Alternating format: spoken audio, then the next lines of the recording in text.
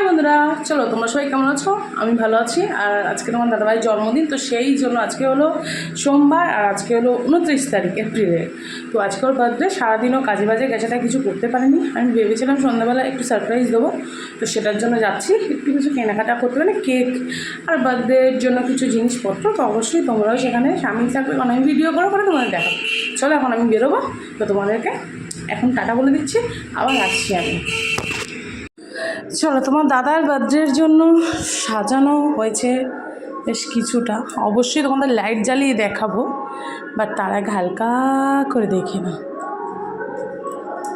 এইয়া আমি যতটা পেরেছি, সত্যি কথা বলছিস, ততটাই সেরমভাবেই করেছি। এখন কেকটা খোলা হয়নি, খুলবে একটু বেলুন সাজিয়ে, কারণ বেলুনটা দেয়ালে দেবো ভেবেছিলাম, কিন্তু দিতে পারিনি।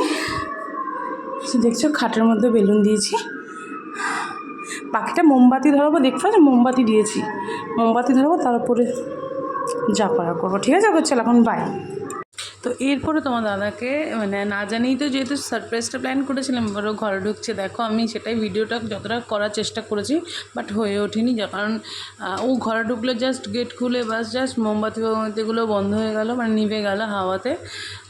এই গরমে আমি যেন পুরো ঘেমে ঝেমে একাকার হয়ে গেছিলাম, শুধু মোমবাতিগুলো জ্বালিয়েছিলাম বলে আর বেলুনগুলো ছিল বলে। তোমার দাদাভাই তো দেখে জাস্ট অবাক হয়ে গেছে, ও ভাবতেই পারেনি এরকম কিছু আমি করতে পারবো, কারণ ওর কাছে এটা আনএক্সপেক্টেড ব্যাপার ছিল। তাই যাই হোক, তোমাদের কাছে এটা অনেক লেটে যাবে ভিডিওটা, কারণ হয়তো বা আমি বার্থডের দিন তো পোস্ট করতে পারবো না, তার একদিন দুদিন বাদে, বাট অনেক দিন হয়তো যদি হয়ে যায়, প্লিজ একটু ম্যানেজ করে নিও, কারণ আমি আগে থেকে বলে রাখছি। তো সেক্ষেত্রে আর হ্যাঁ, এটা বলে রাখি, এখানে আমি স্লো মোশনে গান চালিয়েছিলাম, বাট গানটা আমি অ্যাড করতে পারলাম না, এই কারণেই যদি কপিরাইট ক্লেম মেরে দেয়, সেই কারণে গানটা অ্যাড করতে পারলাম না।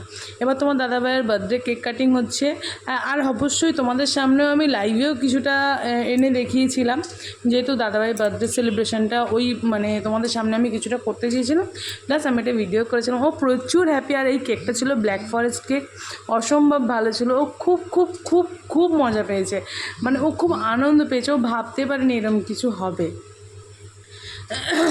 তো এইটা হচ্ছে ব্যাপার, তো এটাই তোমাদের সাথে শেয়ার করবো। প্রচণ্ড খুশি হয়েছিল। এরপর আমরা একটু ডান্স করে নেবো, আর দেখে নাও তোমরা পুরো ডেকোরেশনটা দেখেছো তো, আমি ফুল বেলুন আর মোমবাতি দিয়ে করেছি, আর কিছু ছিল না, মানে কিছু ছিল না বলতে আমি আর কিছু কিনিনি।